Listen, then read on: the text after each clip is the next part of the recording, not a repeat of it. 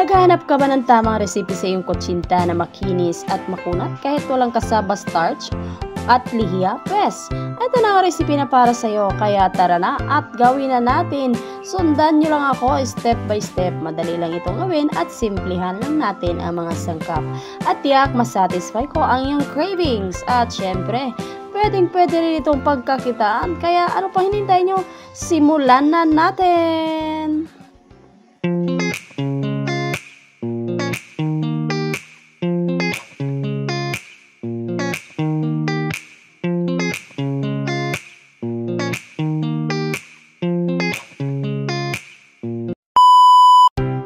So, kailangan na natin magpakulo ng 3 basong tubig at lagyan ng pandan leaves. Ito ay fresh na fresh talaga. Galing po sa tanim ng ating kapitbahay. So, shoutout nga pala kay Yaya Dai na may-ari ng ating pandan. So, ito na nga, nagpakulo tayo dito ng tubig dahil kailangan ito sa ating mixture at nilagyan ko ng pandan leaves para mabango.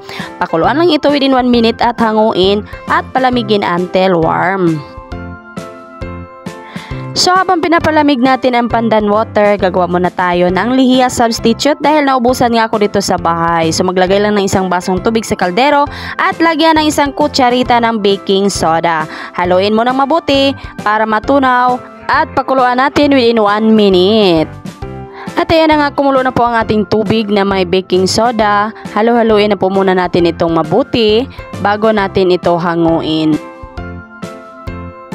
At ayan, ready na po natin isalin sa ating lagayan. Palamigin lang muna natin ito bago takpan o gamitin. Pwede nyo lagyan ng label para di maitapon o mainom ng mga bata. Magagamit nyo rin ito sa susunod pang mga recipe. Ilagay nyo lang po ito sa ref.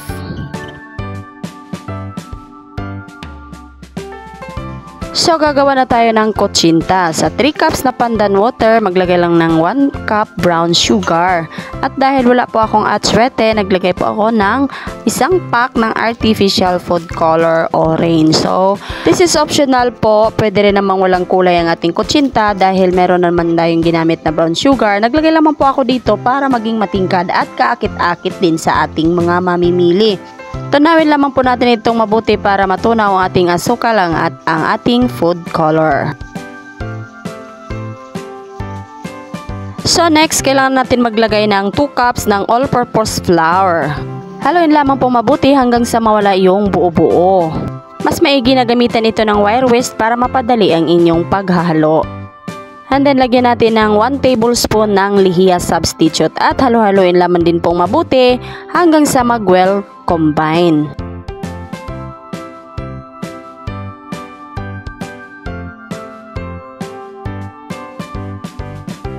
So pagkatapos haluin, kailangan natin siyang salain sa strainer para mawala yung kanyang buo-buo. At nagdagdag ako ng 1/2 cup water kasi medyo parang malapot pa ang ating mixture. So total po ng ating nalagay na liquid ay 3 1/2 cup ng water. At atin na po muna itong iset aside at gagawin naman natin ang glutinous mixture. Sa isang bowl, maglagay lang 1 cup of water and 1/2 cup ng brown sugar at naglagay din ako ng kalahati ng ating food color at halo-haloin ulit ng mabuti. So after mahalo guys, lagyan natin ng 1 cup of glutinous rice flour. Ito ay mabibili lamang po sa ating mga supermarkets at sa mga palengke. So kung wala kayong glutinous rice flour, pwede kayong magpagiling ng malagkit na bigas pero kailangan po yung powderized talaga. And then halo-haloin lamang pong mabuti at nagdagdag ako ng food color kasi nakukulangan ako sa kanyang kulay. At naglagay ako ng 1 tablespoon ng lye water at ng vanilla essence. So, at sinala ko rin po siya para mawala din po yung mga buo-buo. And then, nagpakulo na po tayo dito ng tubig. At kapag kumulo na po ang ating tubig, kailangan na po natin itong isalang sa ating mga lalagyan. Pero bago natin siya isalang sa lalagyan, kailangan muna natin siyang halo-haloing mabuti. So, ang ginamit ko pong pangtakal dito sa bawat molder ay 1/8 cup po na measuring cup. Tamang-tama lang po ito sa ating molder kasi mamaya maglagay pa po tayo ng another ng glutinous flour mixture. So, kailangan hindi po siya punong-puno. Ang total po na nagawa ko dito ay 43 pieces na medium molder. So, isang salangan lang po ang ginawa ko dito kasi maliit lamang po itong mixture na ginawa ko. Ito ay good for isang bilao lamang po na 12 inches. Yung iba na hindi na nagkasya sa steamer, pinatong ko na lamang po dyan sa ibabaw. At pwede rin naman siyang patungin dahil hindi naman ito aalsap tulad ng sa puto. At lutuin lamang po natin ito within 20 to 25 minutes hanggang maluto. At kapag kahoy lamang po ang gamit ninyo tulad ng sa akin, kailangan alalay lang po tayo sa apoy para hindi po siya kumulo yung ibabaw at magbutas-butas. Yung nakikita nyo malaking butas sa ating kutsinta, normal lamang po yan dahil kahoy po yung gamit ko, malakas po yung aking apoy.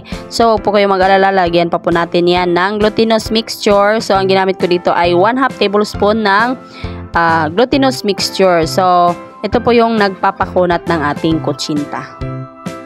And then, lutuin na naman po natin ito within 10 to 15 minutes hanggang sa maluto ang ating glutinous rice mixture. So, mahina lang din po yung apoy para hindi siya magbutas-butas at magiging makinis po ang ating kutsinta.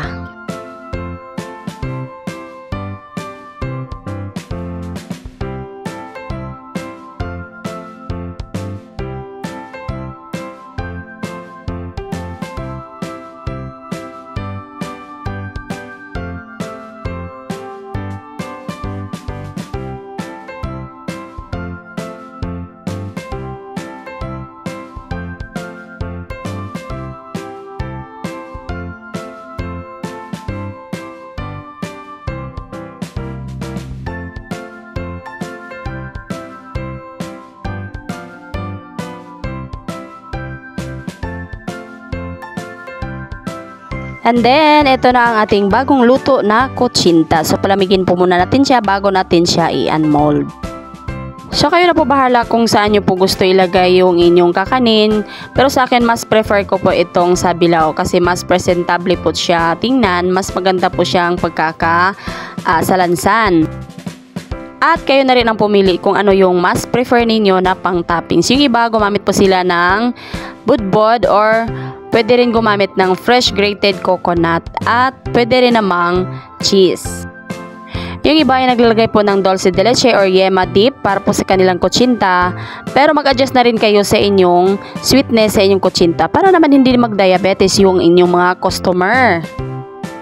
So 31 pieces lamang po ang nagkasya doon sa aking bilao kasi naglagay po ako sa gitna ng grated coconut. So kung puno po yon, siguro magkakasya po itong 43 pieces ng ating kutsinta. So dito ko po siya nilagay sa isang plastic container at lagyan ko lang po siya ito ng cheese.